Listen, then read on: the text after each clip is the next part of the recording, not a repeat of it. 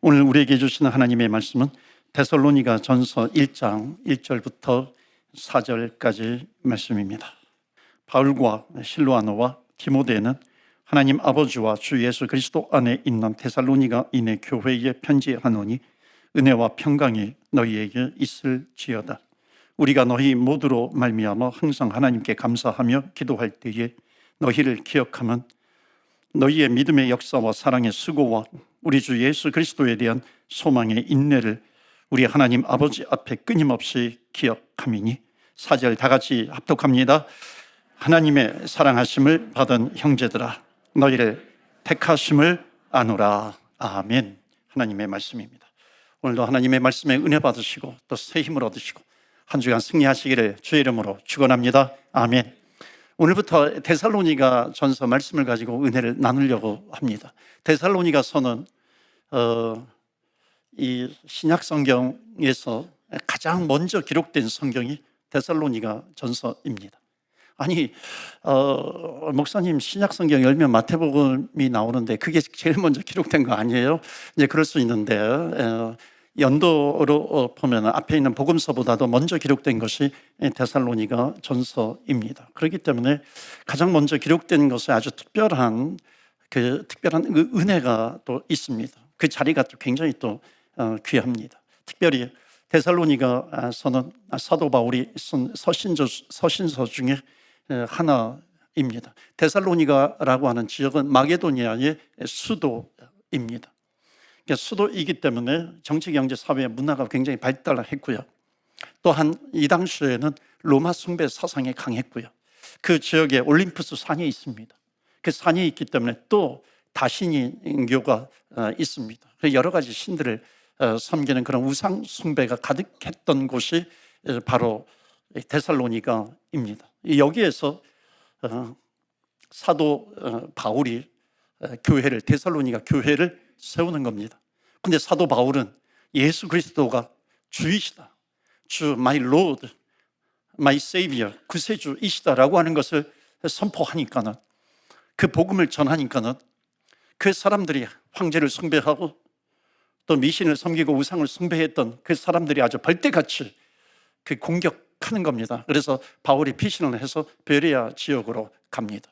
그 베레아 지역에서 이 데살로니가 교인들을 향해서 쓴 편지의 그 성경이 데살로니가 전서 후서입니다. 그 내용이 굉장히 중요합니다.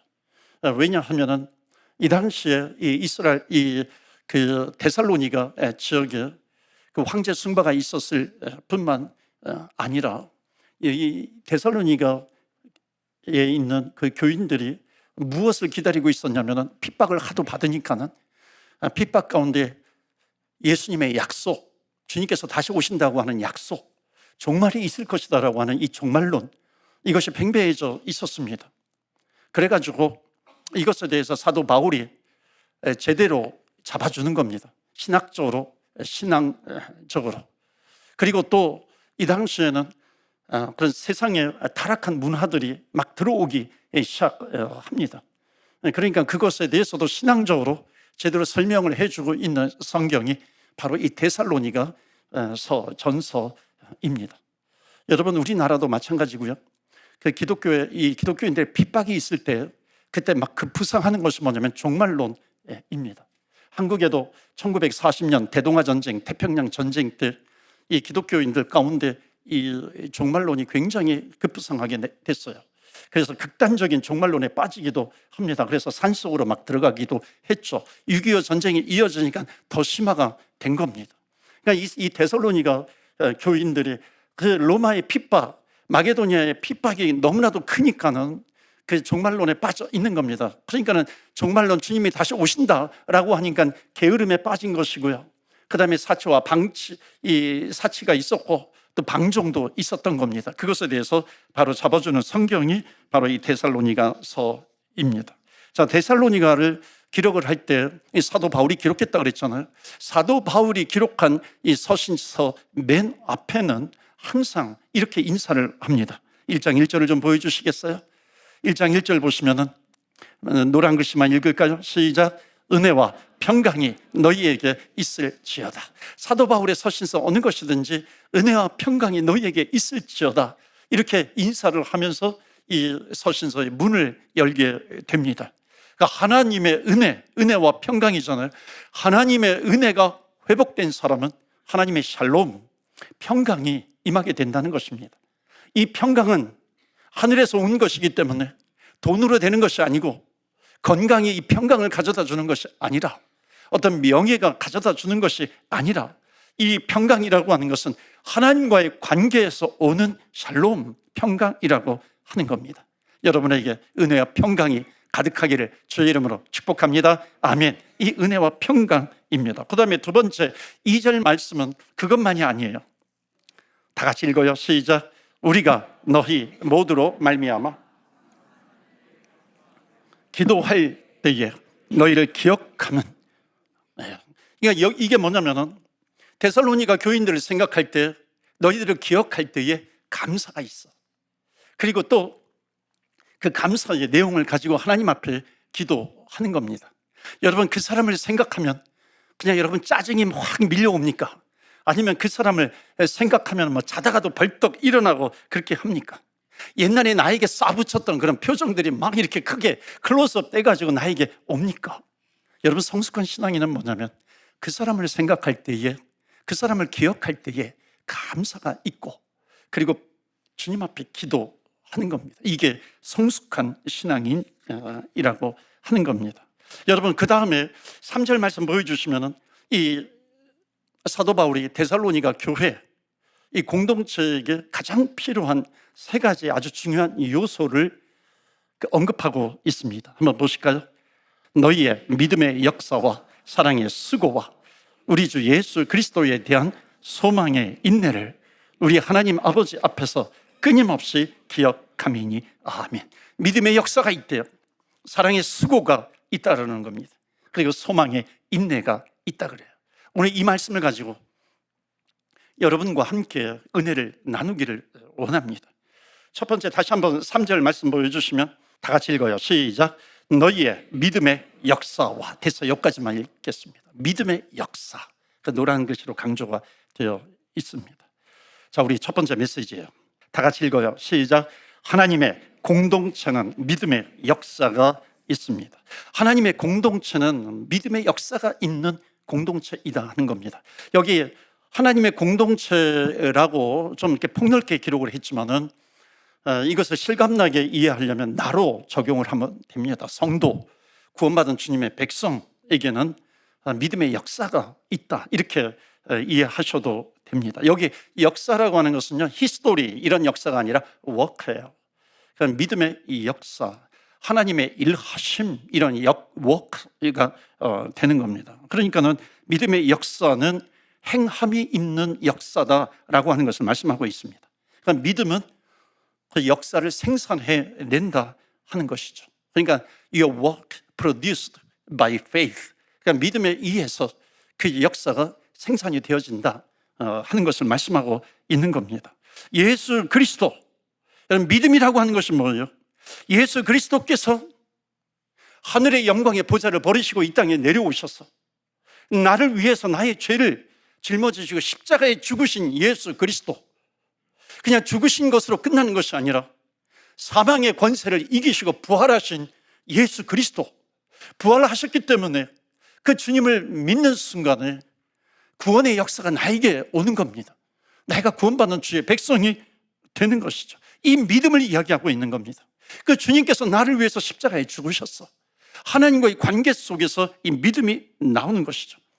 저는 이성이 굉장히 탁월합니다. 이성과 이런 부분들이 있습니다. 그러니까는 이성이 발달해 있다라고 하는 것은 그러니까 논리적으로 맞지 않으면 잘 받아들이기가 어려운 것이죠. 우리나라의 건국 신화들이 있잖아요. 건국 신화, 뭐 백제가 박격거세인가요? 그리고 고구려 시조가 누군지 아세요? 고시예요. 고구려 시조가 주몽입니다. 주몽이 고시입니다. 고주몽, 이게 시조거든요. 근데 박격거세도 아래서 나오고 고주몽도 아래서 나왔어요. 우리나라 사람들은 왜 이렇게 알을 좋아하는가? 여러분, 이것이 저에게는 이성적으로 와 닿지 않아요. 단군 신화도 마찬가지입니다. 이성적으로 저에게 다가오지 않습니다. 그런데 이성을 가지고 있고 지성을 가지고 있는 제가, 우리나라 그 역사도 그 단군 신화라든지 이런 것도 제대로 믿지 않는 제가 오래전에 이스라엘이라고 하는 그 동네에서 태어나신 청년 예수, 그리스도 예수가, 한 목수였던 예수가 나의 죄를 위해서 십자가에 달려 죽으셨다라고 하는 것을 내가 믿게 됐다는 겁니다. 여러분, 이건 너무나도 희한한 것 아니에요? 여러분, 이것을 어떻게 이성적으로 설명할 수 있겠어요? 인간적으로 어떻게 이것을 믿을 수 있겠느냐 말입니다. 접근할 수 있겠어요? 어떤 논리로? 더군다나 예수님께서 십자가에 죽으실 때 저와 여러분, 우리들은 그 옆에 있지도 않았어요. 그 근처에 있지도 않았습니다.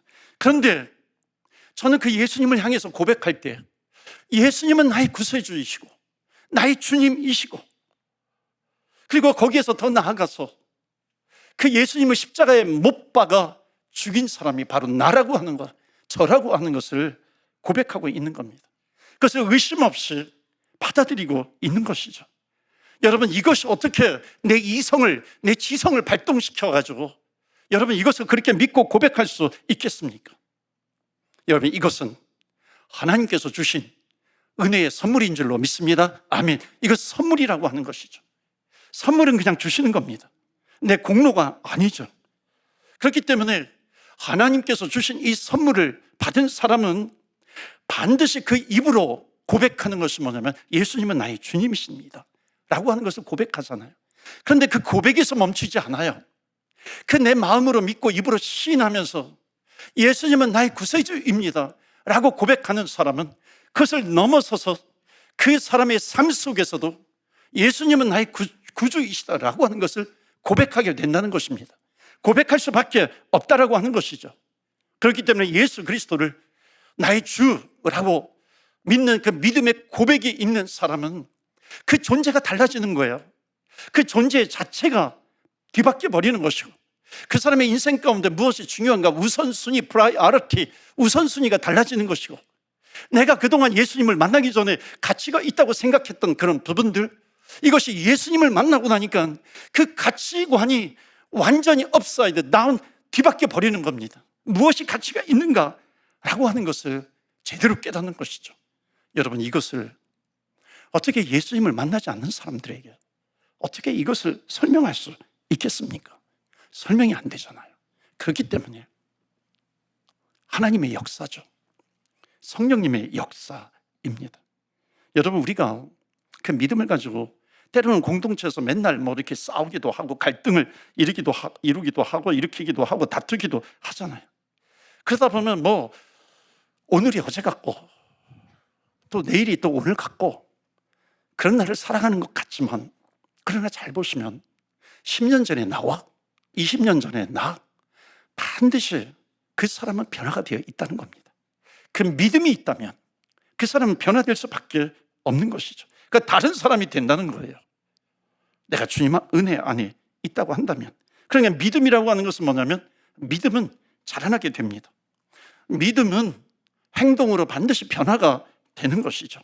그러니까 진짜로 참 믿음이 있는 사람은 본인의 말과 행동이 있잖아요.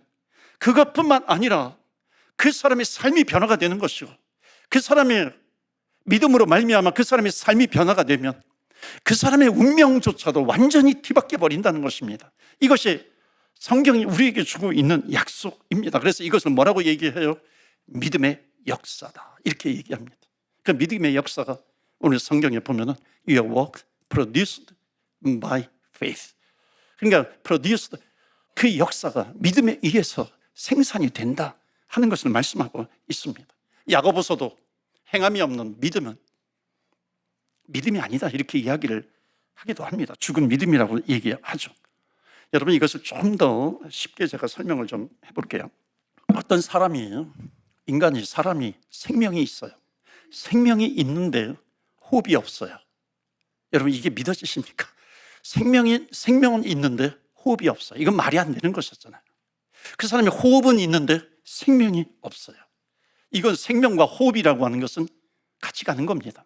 마찬가지로 믿음과 행함이라고 하는 것이 같이 가게 되어 있습니다. 물론 행하면 믿음의 열매로 나타나게 되는 것이죠. 호흡과 생명이 붙어 있는 것처럼 같이 붙어 있는 겁니다. 여러분, 무엇을 믿음이라고 이야기를 합니까? 성경 지식을 많이 가지고 있으면 그것이 믿음입니까? 이것은 좋은 것이죠. 오랫동안 신앙생활을 하면 믿음이 있는 것인가요? 말씀을 많이 아는 사람이 믿음의 사람인가요? 그 말씀을 성령님께 사로잡혀야 돼요. 성령님께 사로잡히지 않으면 절대로 믿음이라고 하는 것은 워킹하지 않습니다. 움직이지 않아요. 변화가 되지 않습니다. 그렇기 때문에 성령님께 사로잡혀야 하는 것입니다. 왜냐하면 그 믿음이 워킹하려면 내 힘으로 되는 것이 아니거든요. 성령님께서 역사하시고 도와주셔야 그 믿음이 역사하게 되는 겁니다. 여러분, 우리 인간은 알아도 잘 모릅니다. 알아도 알지 못하는 거죠. 캐나다 와가지고 영어를 해야 된다는 거 다 알지만 하지 않는 경우도 있잖아요. 학생들이 공부해야 되는 거 알잖아요. 그런데 하지 않는 경우도 있습니다. 왜 그런 줄 아세요? 이거는 무엇을 말하냐면 아는 것과 행하는 것은 전혀 다른 별개의 문제입니다. 우리 성도님들이 조심해야 될 것이 있어요. 그것은 뭐냐면은 설교를 은혜롭게 들었다고 해가지고 그것이 내 신앙의 수준이 아니라는 겁니다. 좋은 교회에 다닌다고 해서 여러분의 믿음이 좋아지는 것이 아닙니다. 그러니까 좋은 설교를 듣는다고 해서 다 믿음의 사람이 되는가? 그것이 아니라고 하는 것이죠. 여러분, 믿음이라고 하는 것은 어디에서 나옵니까? 들음에서 나옵니다. 아멘이십니까? 아멘. 믿음은 들음에서 나옵니다. 그런데 이 들음이라고 하는 것이 그냥 단지 듣는다라고 하는 그런 청각적인 문제를 그렇게 이야기를 하는 겁니까? 여러분, 예를 들어서 이 아이는 어머니의 말씀을 잘 들어. 그러면 어머니의 말씀을 잘 듣는다라고 하는 것이 단지 듣는다라고 하는 것이 청각적인 문제입니까? 잘 듣는다라고 하는 것이 청각적인 것인가요? 그것이 아니죠. 어머니의 말씀을 잘 듣는다라고 하는 그 문장 속에는 뭐가 있어요? 어머니의 말씀에 대해서 잘 순종하는 아이다라고 하는 것이 담겨져 있는 것이죠. 순종의 개념이 있는 것입니다. 여러분, 우리가 예배에 나와요. 예배를 나올 때에 내 모든 삶에 고민이 있어요. 내 문제가 있기도 하고 아픔이 있기도 하고 상처가 있기도 합니다. 그것을 가지고 올 때가 있습니다. 그럴 때에 우리가 예배를 드릴 때 우리가 뭐라고 기도하냐면 하나님, 주의 말씀을 듣게 하옵소서. 반드시 우리가 기도해야 될 내용이 오늘도 주의 말씀을 듣게 하여 주시옵소서. 그렇게 우리가 말씀을 듣기 전에 기도하잖아요. 그것을 기도하는 것뿐만 아니라 반드시 오늘 말씀을 듣게 해주세요. 그러면 하나님께서 들을 수 있는 그런 귀를 열어주신다는 겁니다. 그것뿐만 아니죠. 오늘 말씀을 들으면 하나님 그 말씀에 나를 던질 수 있는 믿음의 순종을 저희들에게 허락하여 주옵소서. 나에게 허락하여 주시옵소서. 그럼 믿음의 순종을 하게 해주세요. 우리가 주님 앞에 기도하면 반드시 내 믿음은 역사하는 믿음이 되어서 내 모습이 바뀌게 되는 거죠. 내 행동이 바뀌게 되는 것이고, 행동이 바뀐다라고 하는 것은 뭐냐면 나의 전인적인 존재가 바뀌게 되는 것이고 내 삶이, 내 운명이 바뀌게 된다는 것입니다. 왜냐하면 하나님의 백성으로 그 믿음이 자라나게 되는 것입니다. 반드시 여러분, 믿음이라고 하는 것은 우리를 변화시킬 줄로 믿습니다. 아멘. 우리를 변화시킨다는 것이죠. 자, 두 번째 메시지 보실까요? 1장 3절 말씀 또 한번 보여주시겠어요? 다 같이 읽어요. 시작. 너희의 믿음의 역사와 사랑의 수고. 됐습니다. 여기까지. 두 번째 메시지 보여주시겠어요? 하나님의 공동체는 사랑의 수고가 있는 공동체여야 한다는 것입니다. 여러분, 우리 인간의 사랑은 얼마나 이기적인지 몰라요. 그냥 인간적인 사랑이라고 하는 것이. 좀 오래됐는데 그 강남의 큰 교회 다니는, 강북에 사시는 분인데 그 강남의 큰 교회 다니시는 분이 계세요. 그러니까 주일날 항상, 요즘은 있는지 모르겠어요, 88 올림픽 대로를 타고 가는데 이분이 한번 가다가 이렇게 쾅 이렇게 접촉사고 큰 충돌이 있었던 겁니다. 그러니까 얼마나 크게 사고가 났냐면 그 옆에 있던 아내가 한 10m 밖으로 붕 떨어져 나간 거예요. 그 움직이지 않아요. 그러니까 가만히 보니까 죽은 것 같아요. 그러니까 그 순간에 어떤 생각이 드냐면 이제 나 혼자 살아야 되는가? 이 오랜 세월 어떻게 나 혼자 살아가는가? 내가 재혼을 해야 되는가? 이런 생각이 순간적으로 막 들더래요. 재혼을 해야 되는가? 그래가지고 다리도 부러져가지고 그래가지고 엉금엉금 기어가면서 자기 아내를 이렇게 딱 뒤집었더니 하고 살아나더래. 그래서 살아났으니까 너무나도 좋은 거잖아요. 살았구나. 그러면 나는 재혼하지 못하네. 이런 생각이 들더라는 거죠. 여러분, 인간의 그 사랑이라고 하는 것이 이기적인 사랑이 참 많다는 겁니다. 누구를 사랑하는 것도 나의 만족을 위해서 사랑하는 경우가 있고, 당신이 사랑할 때까지 나는 사랑하지 않을 거야. 여러분, 이런 사랑이 얼마나 많은지 모릅니다. 사랑한다 하면서도 어떤 조건에 얽매여 있는 그런 사랑이 얼마나 많은지 몰라요. 성경적인 사랑은 이것을 사랑이라고 말하지 않습니다. 여기에서 말하고 있는 사랑의 수고가 있어요. 사랑의 수고는 아가페 사랑입니다. 하나님께서 우리 죄인된 우리 인간을 사랑하셔서 하늘의 영광의 보좌를 버리시고 이 땅에 내려오신 예수 그리스도, 나를 구원하시기 위해서 십자가에서 그 물과 그 주님의 피를 다 쏟으신 예수 그리스도, 나를 위해서 믿는 자에게 구원의 길을 열어주신, 나의 죄사함을 주신 예수 그리스도의 그 십자가의 사랑. 여러분, 이 사랑은 조건적이지 않다는 거예요. 이 사랑은 변함이 없는 영원히 있고 또 그런 사랑을 말씀하고 있습니다. 그렇기 때문에 오늘 데살로니가서 1장을 통해서 공동체에 주시는 메시지가 있어요. 기도가 있다는 것입니다. 우리가 기도해야 된다는 것입니다. 하나님, 저에게 사랑을 부어주세요. 사랑을 부어주세요. 하나님, 저에겐 사랑이 없습니다.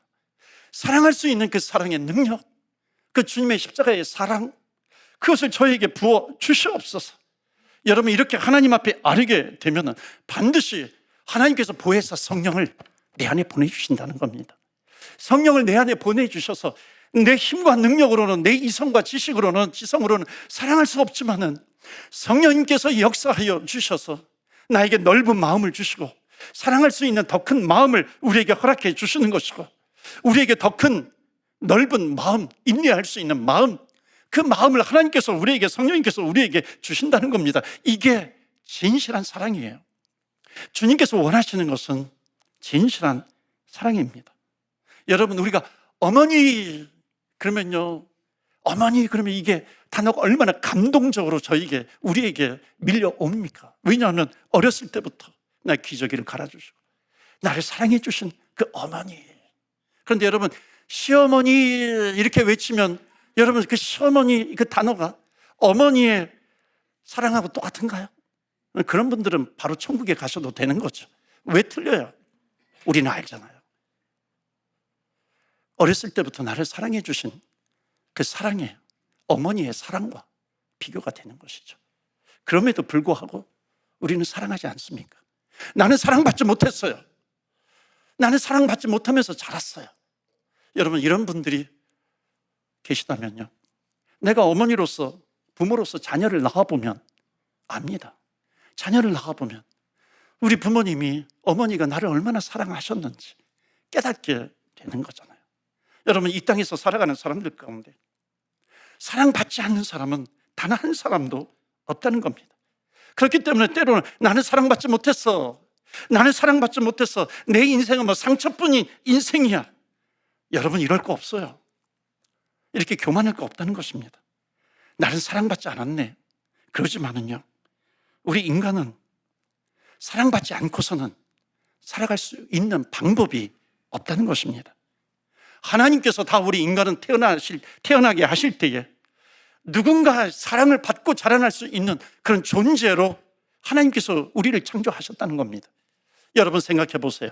우리가 왜 이 자리에 있는가? 누군가의 사랑을 받았기 때문에 내가 여기에 있는 것이죠. 누군가 나에게 복음을 전해 주었기 때문에 내가 지금 여기에 구원받은 주의 백성으로서 내가 예배를 드리고 있는 겁니다. 그렇기 때문에 공동체는 이 사랑의 수고가 있어야 한다는 것입니다. 자기를 부인하지 않고 자기의 비움, 여러분, 자기의 비움이 없이는 사랑의 수고를 할 수가 없는 겁니다. 여러분, 사랑의 수고라고 하는 것은 억지로가 아니죠. 합당하게 사랑을 할 수 있는 그 이유가 뭐냐면 십자가를 통해서 내가 이미 이런 사랑을 주님으로부터 받았기 때문에 나를 구원하시기 위해서 영광의 보좌를 버리시고 내려오신 예수 그리스도, 나를 구원하시기 위해서 조롱도 당하시고 침뱉음도 당하시고 수치도 당하신 예수 그리스도, 그 주님의 십자가의 그 사랑의 수고를 내가 알기 때문에, 이 사랑의 주님의 십자가의 사랑의 수고를 안다면 내가 그 받은 사랑이 있기 때문에 내 사랑이라고 하는 것, 내가 사랑한다라고 하는 것은 반드시 나를 넘어서서 이웃을 향하고 세상을 향하는 그런 사랑의 수고를 반드시 할 수 있다는 것입니다. 여러분, 우리 교회는 사랑의 수고가 있어야 하는 것이죠. 예수 그리스도의 이름으로 세상을 변화시킬 수 있는 사랑의 수고, 세상의 빛과 소금이 되는 그런 사랑의 수고를 우리가 할 수 있다는 것입니다. 마지막 메시지 보실까요? 한 번 더 읽도록 하겠어요. 3절입니다. 우리 다 같이 시작. 너희의 믿음의 역사와 사랑의 수고와 우리 주 예수 그리스도에 대한 소망의 인내. 됐습니다. 거기까지. 마지막 세 번째 메시지 다 같이 읽겠어요. 하나님의 공동체는 그리스도에 대한 소망의 인내가 있는 공동체입니다. 여기에서 소망의 인내라고 하는 것은 뭐냐면 주님께서 다시 오신다라고 하는 약속, 재림의 약속 또는 종말입니다. 그러니까 지금 여기에서 소망의 인내라고 하는 것은 주님께서 다시 오신다라고 하는 그런 우주적인 종말과 함께 내가 이 세상에 살아갈 때 내 생명이 다 되어서 천국에서 주님을 만나는 종말, 개인적인 종말, 이것을 다 얘기하고 있습니다. 이 종말이 주님께서 다시 오시든지 내 인생이 끝나서 주님 앞에 서 있든지, 우리가 필요한 것은 뭐냐면 주님께서 주신 약속이 있어요. 다시 오신다고 하는 약속, 그 다음에 그 약속이 성취가 될 때가 있습니다. 이 사이에 간격이 있잖아요. 우리 인간적인 역사가 있습니다. 그 간격 사이에 얼마나 많은 일들이 있어요. 때로는 기쁘기도 하지만 슬프기도 하고 아픔이 있기도 합니다. 그러나 그 모든 역사를 우리는 어떻게 이길 수 있냐면 하나님께서 주신 그 약속, 다시 오시겠다라고 하는 약속, 내가 주님 앞에 선다라고 하는 그 약속, 언약, 그것을 붙들고 소망의 인내를 가지고 살아가는 겁니다. 우리는 여러분 반드시 주님 앞에 서게 돼 있어요. 주님 앞에 섰을 때에 여러분 나를 통해서 그 영혼이 구원받은 사람이 한 명도 없다면 여러분 얼마나 부끄럽겠습니까? 여러분 반드시 우리가 주님 앞에 서게 되는데 우리가 어떻게 살아가야 그것이 지혜로운 삶일까요? 한 번은 제가 신학교 때에 그 도서관에서 공부를 하는데 그 친구가 와가지고 당구를 치러 가자고 그러는 겁니다. 제 부끄러운 과거이기도 하는데 제가 그때 150을 쳤어요. 짠 150입니다. 이게 무슨 말인지 아실 거예요. 잠깐만 200으로 올리라고 그러는데 200으로 올리면 계속 지니까 저는 이기고 싶어가지고 계속해서 150 그렇게 했습니다. 그러니까 내일 시험인데 친구가 와가지고 당구를 치러 가자라고 하는 겁니다. 안 된다고, 내일 시험이라. 근데 그 친구가 뭐라 그러냐면 에이, 야 너도 솔직히 치고 싶잖아.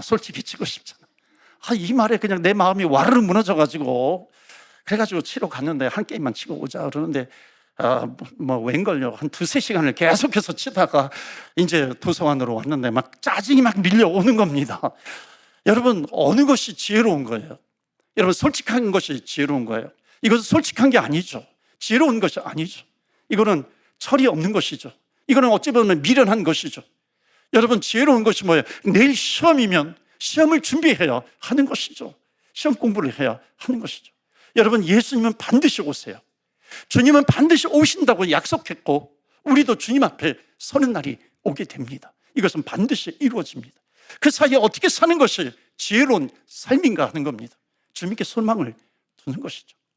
제가 어렸을 때 여러분 50 중반 되신 분들은 아마 다 경험을 하셨을 텐데 한국에서 자라신 분이라고 한다면 초등학교 1학년 때부터 얼마나 지겹도록 포스터를 그렸는지 몰라요.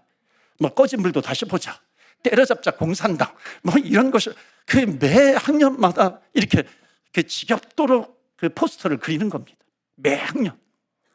6학년 때 돼가지고 좀 지겨웠던지 그 학급에 어느 친구가 포스터를 그렸는데 이렇게 북한하고 남한하고 이렇게 주먹으로 이렇게 다시 이렇게 딱 맞대면서 그 가운데 이제 38선을 그은 겁니다. 그리고 밑에다가 표를 써야 되잖아요.